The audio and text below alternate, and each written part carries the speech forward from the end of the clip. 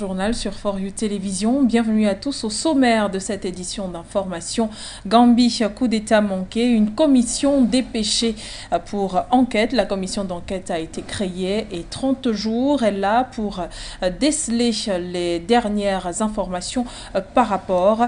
Quelques jours avant, la présidence de la République avait annoncé dans un communiqué l'arrestation le week-end dernier d'un capitaine et d'un lieutenant supposément impliqués dans le coup d'État manqué. Toujours en une de cette édition d'information, nous sommes en République centrafricaine. Réécriture de la Constitution, l'Assemblée nationale vote la loi de procédure du référendum. À l'Assemblée nationale, les députés élus ont voté par acclamation la loi de procédure du référendum en République centrafricaine. Un coup de massue pour la frange de l'opposition qui s'est attelée au débat mené par Joe Ben. On y revient dans cette édition d'information.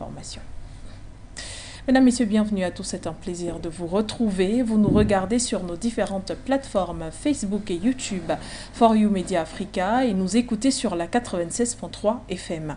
Arrêt au Mali pour parler de l'affaire des 46 soldats ivoiriens. Le jugement est attendu à Bamako le jeudi 29 décembre 2022. Les 46 militaires ivoiriens détenus à Bamako depuis le 10 juillet 2022 passeront donc en jugement devant une assise spéciale dans la capitale malienne.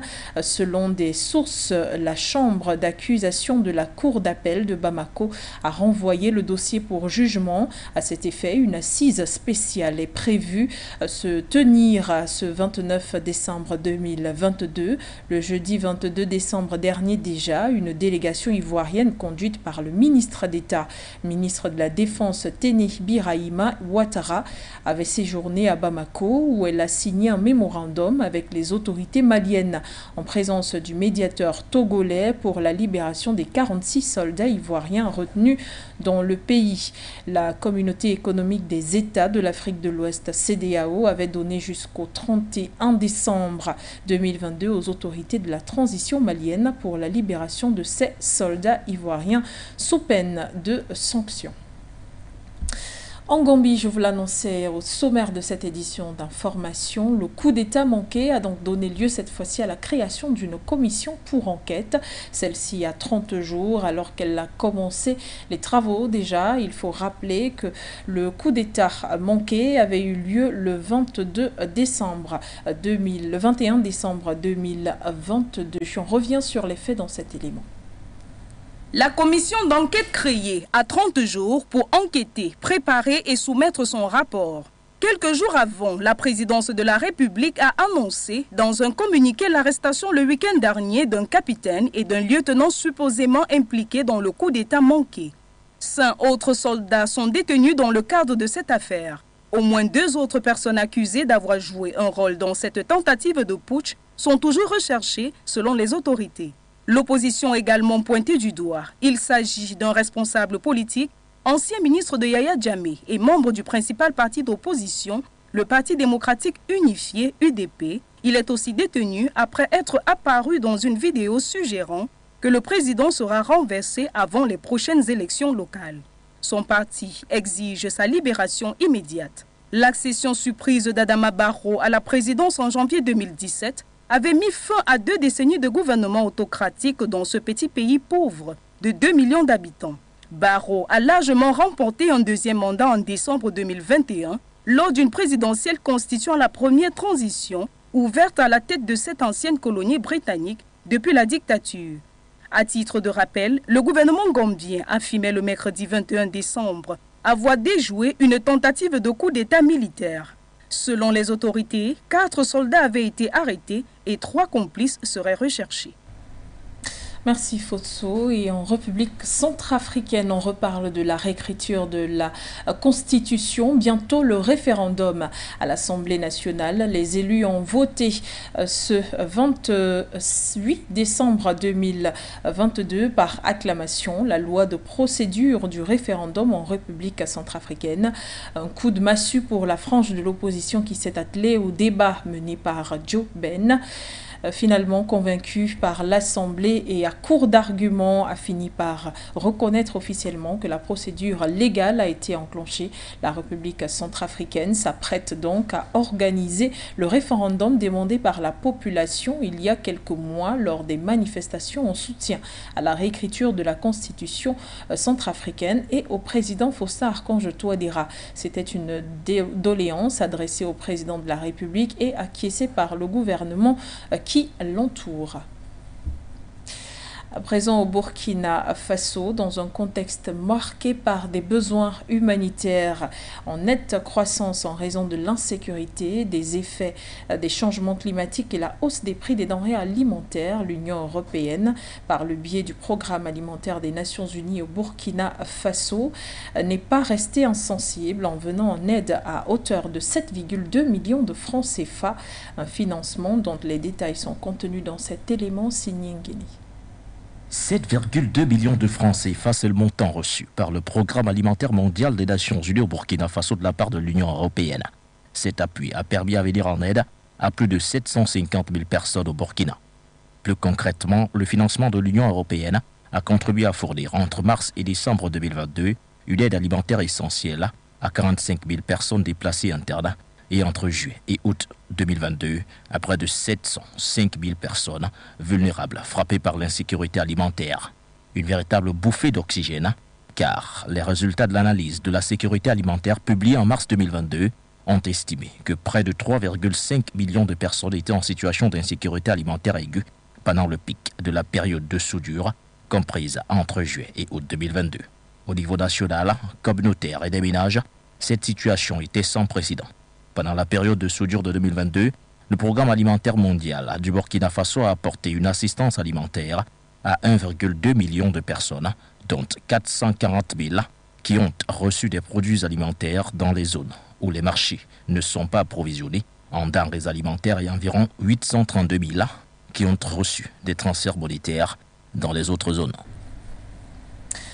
En Angola, à présent, on fait escale pour parler de corruption, mais surtout d'Isabel dos Santos, la fille de l'ancien président José Eduardo dos Santos, qui est accusée de malversation.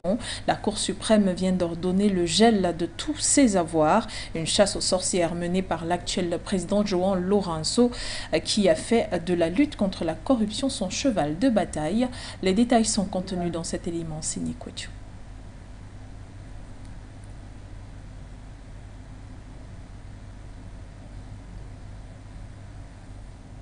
La cabale judiciaire pour malversation et corruption contre Isabel dos Santos monte d'un cran. La justice angolaise ordonne la saisie des comptes bancaires et des parts dans plusieurs compagnies de la fille de l'ancien président angolais José Eduardo dos Santos. Les avoirs issus d'entreprises basées à l'étranger, mais aussi en Afrique, comme au Mozambique, au Cap-Vert et à Sao Tomé et Principe, sont estimés à 1 milliard de dollars américains. Sur invocation d'une convention anticorruption et selon une ordonnance datée du 19 décembre, signée et rendue publique par le juge Daniel Modesto Rejaldes, la chambre pénale de la Cour suprême d'Angola a ordonné le gel de tous les soldes de comptes bancaires à vue, détenus ou détenus conjointement par la femme d'affaires. La Cour suprême angolaise s'est prononcée en faveur de la demande du ministère public et ordonné la saisie préventive de plusieurs actifs, dont 70% des parts de la société de télécommunications mozambicaine M-Star, de 100% des parts de Unitel T+, au Cap-Vert, et de Unitel STP à Sao Tomé et Principe, où Isabel dos Santos est la bénéficiaire effective. D'autres sociétés comme Embalvidro, Unitel International Holding sont également visées par l'ordonnance du tribunal pour un gel de 100% des actions. La justice angolaise précise que dans d'autres procédures pénales, des dommages d'un montant d'1,136 milliard de dollars seront demandés aux prévenus correspondant à la valeur des sommes illégalement appropriées par ces derniers. Et on parle économie à présent. Nous sommes au Cameroun. La Banque mondiale accordera un prêt de 100 millions de dollars américains, soit 50,2 milliards de francs CFA au Cameroun dans les prochains jours. Ceci est un crédit destiné au financement du projet d'accélération de la transformation numérique et de l'accélération de ces projets, renforcer également l'inclusion numérique et l'utilisation des solutions agricoles numériques au Cameroun. Emma Mouto s'est penché sur cette actualité. Je vous propose son reportage. Selon le ministère de l'économie, cet accord de crédit d'un montant de 100 millions de dollars US, soit environ 50,2 milliards de francs CFA, est destiné au financement du projet d'accélération de la transformation numérique au Cameroun. Le dit projet vise à renforcer l'inclusion numérique et l'utilisation de solutions agricoles numériques dans la chaîne de valeur agricole au Cameroun. Grâce au financement mis à disposition par la Banque mondiale, il sera donc question de créer un véritable cadre stratégique, politique et de régulation favorable à une transformation digitale inclusive dans le pays. Ce projet devrait également conduire à une meilleure couverture digitale et permettre la mise en place de bases de données facilitant l'innovation et l'application des solutions digitales dans le développement rural et spécifiquement dans l'agriculture et l'élevage. Il est escompté une amélioration de la production et une migration progressive vers une agriculture intelligente au regard des nombreuses contraintes que nous imposent les changements climatiques. La signature de ce nouvel accord de crédit porte ainsi l'ensemble des engagements du groupe de la Banque mondiale à près de 1 900 milliards de francs CFA pour 21 projets au Cameroun. Et on continue de parler d'économie dans ce journal. Cette fois-ci en Tunisie, le budget 2023 est connu et celui-ci prévoit une baisse du déficit budgétaire à 5,2% du PIB grâce à une augmentation des recettes fiscales avec comme mesure phare un impôt sur la fortune immobilière. Les détails avec vous, Emma Mouto. Sur cette base et compte tenu du remboursement des prêts et des avances, le montant du budget pour l'année 2023 sera de 69,914 milliards de dinars, environ 22,4 milliards de dollars, contre 60,820 milliards de dinars, environ 19,5 milliards de dollars pour la loi de finances rectificative pour l'année 2022, a déclaré Siem Bouguiri, ministre des Finances de la Tunisie. Pour tenter de combler son gap, Tunis devrait solliciter plus de 4 milliards d'euros à l'extérieur et environ 3 milliards d'euros sur le marché local, alors que pour l'année à venir, le pays fera face à une inflation à 2 chiffres. Quant à l'inflation, elle reste malheureusement élevée. Le taux prévu pour l'année 2022 est de 8,3% et le taux prévu pour l'année 2023 est de 10,5%, a expliqué Samir Saïd, ministre tunisien de l'économie.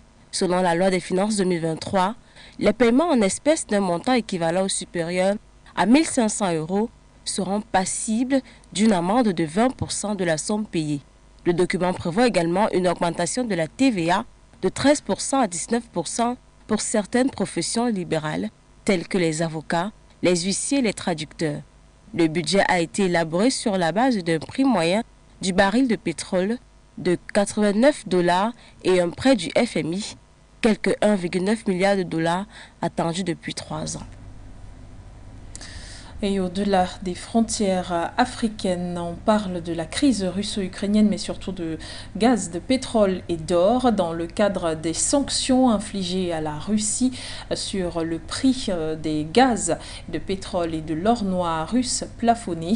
La Russie entend bien interdire ce plafonnement dès le 1er février 2023 aux pays qui l'ont sanctionné, bien sûr. Les détails sont contenus dans cet élément signé Bala. Ce 27 décembre 2023, le numéro 1 de la Russie a signé un décret en vertu duquel la Russie s'apprête à interdire du 1er février jusqu'au 1er juillet 2023 la vente de pétrole aux pays qui utilisent le plafonnement du prix de l'or noir russe fixé début décembre par l'Union européenne, le G7 et l'Australie à 60 $ par baril. Elle est ainsi introduite en relation avec les actions hostiles et contraires au droit international de la part des États-Unis et des pays étrangers et organisations internationales qui les ont rejoints, et afin de protéger les intérêts nationaux de la Fédération de Russie, toujours selon l'agence de presse russe. Le 6 décembre dernier, Moscou avait réagi à la mise en place du plafonnement du prix du pétrole russe, présenté par les Occidentaux comme une arme significative dans l'arsenal des sanctions anti-russes. Je ne doute pas que notre production trouvera des acheteurs, avait ainsi déclaré le vice-ministre russe des Affaires étrangères Sergueï à la presse, alors même que la réorientation des exportations russes vers d'autres clients avait déjà débuté, en particulier en direction de la Chine. Quelques jours plus tôt, la présidente ukrainienne s'était félicitée de la mise en place du plafonnement, estimant qu'il permettait de réduire l'économie russe. Nous atteignons toujours notre objectif et l'économie de la Russie sera détruite et elle paiera et sera responsable de tous ces crimes, avait en effet déclaré le chef de cabinet de la présidence ukrainienne, ajoutant qu'il aurait toutefois fallu abaisser le prix plafond à 30 $ pour réduire l'économie russe encore plus rapidement. Deuxième exportateur mondial de brut, la Russie pourrait réduire de 500 à 700 000 barils par jour sa production au début de l'année prochaine, en réponse bien sûr au plafonnement des prix de son pétrole. En France, l'attaque contre des Kurdes à Paris continue de faire l'actualité et devant le parquet, le suspect a été présenté et celui-ci n'a pas été considéré comme un terroriste mais comme un raciste. Faute d'éléments reliant le suspect à l'idéologie raciste, le parquet antiterrorisme ne s'est pas saisi de l'enquête sur l'assassinat des 3 Kurdes à Paris, relançant ainsi le débat sur la frontière entre le droit commun et l'acte terroriste. Les détails dans cet élément. Devant les enquêteurs, William Mallet, l'homme accusé d'avoir tué 3 personnes en plein Paris le 23 décembre 2022 à proximité du centre culturel kurde, a reconnu sa haine des étrangers pathologiques et son envie d'assassiner les migrants. Cependant, les motivations racistes de ce conducteur de train retraité n'ont pas été endossées à son idéologie suprémaciste. Ainsi, le parquet national antiterroriste ne s'est, à ce stade, pas saisi de l'enquête et l'information judiciaire a été confiée le 26 décembre 2022 à un juge d'instruction du pôle général du tribunal de Paris. De nombreux Kurdes, notamment lors de manifestations ébahies de débordements d'une grande violence, refusent de croire à la version d'un tireur aux motivations racistes et dénoncent un acte terroriste en mettant en cause la Turquie. Il est inadmissible que le caractère terroriste ne soit pas retenu. À considérer dans la foulée de la fusillade, Ajit Pola, porte-parole du Conseil démocratique kurde en France. De leur côté, les Kurdes ont également reçu le soutien du chef de la France insoumise Jean-Luc Mélenchon, qui a lui aussi demandé une saisine du parquet national antiterroriste, refusant de croire que les Kurdes ont été tués par hasard. C'est un acte terroriste, ce n'est pas une aventure individuelle, avait notamment lancé l'ex-candidat à l'élection présidentielle lors d'une manifestation le 24 décembre 2022 en hommage aux victimes. C'est la fin de cette édition d'information. Merci à tous de nous avoir reçus chez vous. Vous nous regardiez sur nos différentes plateformes Facebook et YouTube. For You Media Africa, nous écoutiez sur la radio 96.3 FM pour ceux qui sont à Douala et ses environs. Mesdames, Messieurs, restez en compagnie de nos programmes. L'information se poursuit sur nos différents médias. Au revoir, Cotonou.